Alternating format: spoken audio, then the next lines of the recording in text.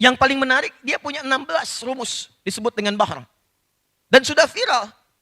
Orang-orang yang dipandang hebat, salah satunya adalah selain dia itu punya harta kekayaan yang berlimpah, yang kedua dia punya kemampuan seni yang hebat.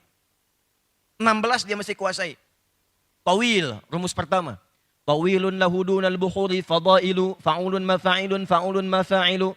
Kifanabki min dhikra habibin wa manzili, bisaktili wa bainad dakhuli fahawmali. Rajas, mustaf'ilun, mustaf'ilun, mustaf'ilun, mustaf'ilun, mustaf'ilun, mustaf'ilun.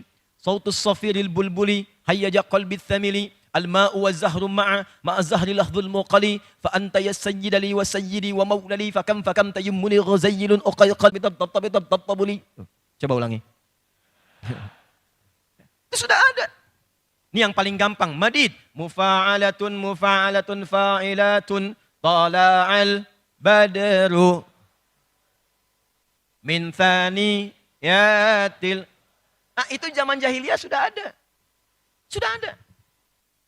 Nah nanti ketika datang orang Islam, beriman, imannya kuat, dahsyatnya, itu kemudian ditransformasikan dari sekedar syair yang hampa makna. Hampa makna itu apa? Orang Arab dulu tuh begini, lihat apapun jadi puisi. Walaupun gak ada artinya.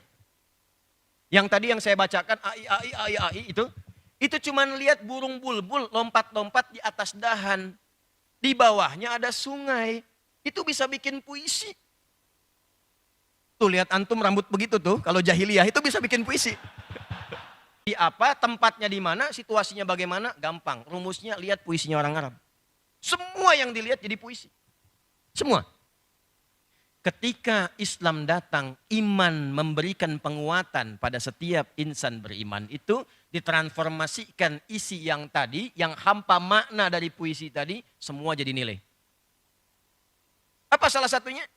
Dirubah kemudian kontennya dan dijadikan dialih fungsikan sebagai media pembelajaran. Dari situ orang yang pengen ahli di bidang gramatikal bahasa Arab, hafal 1002 bait, langsung jadi master di bidang bahasa Arab.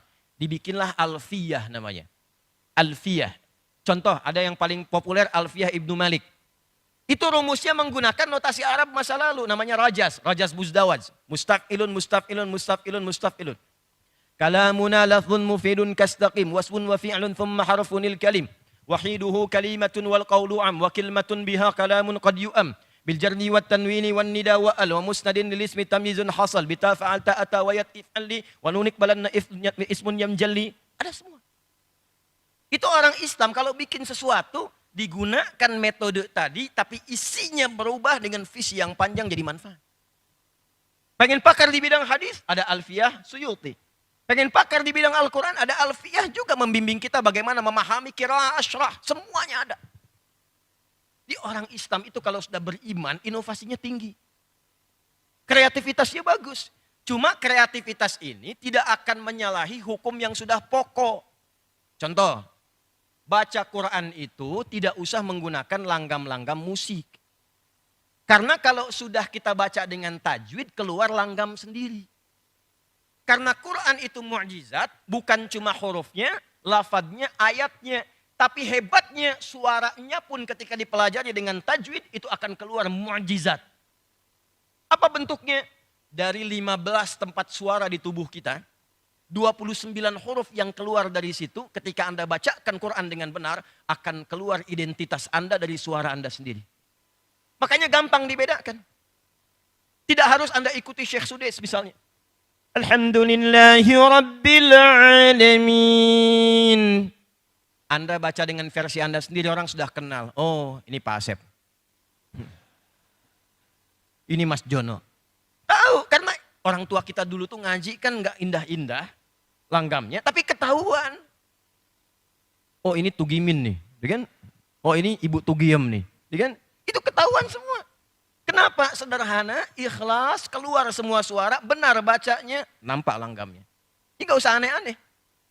Sejak saat Nabi mendapatkan wahyu pun nggak pernah 16 rumus tadi dipakai baca Quran. Saya belum pernah dengar dalam riwayat bahkan dalam qiraat Nabi Muhammad SAW misalnya baca surah Al-Quran pakai irama madid seperti rumus Thala al-Badru. Wadduha Walaili idza saja. Nggak ada. Nggak ada. Makanya orang beriman yang paham itu kreativitasnya itu kreativitas yang visioner. Tidak menyalahi hukum pokok. Jadi tidak usah Anda misalnya, saya ini ingin terapkan visioner beriman. Besok-besok pimpin Al-Fatihah, pimpin sholat subuh di masjid yang megah Ahmad Dahlan ini. Tiba-tiba dia bacakan irama versi Manuk Dadali. Iyyaka na'budu wa iyyaka nasta'in. Bubar. Alam nashrah laka sadrak. Bubar. Ya, bubar. Kenapa? Karena nafasnya nggak sama. Nah kalau sudah beriman, sudah mengerti, nggak akan ada baca Quran, langgam Sunda, langgam Jawa. Sudah Quran punya langgamnya sendiri. Tapi visinya panjang, apa isinya? Itu poin.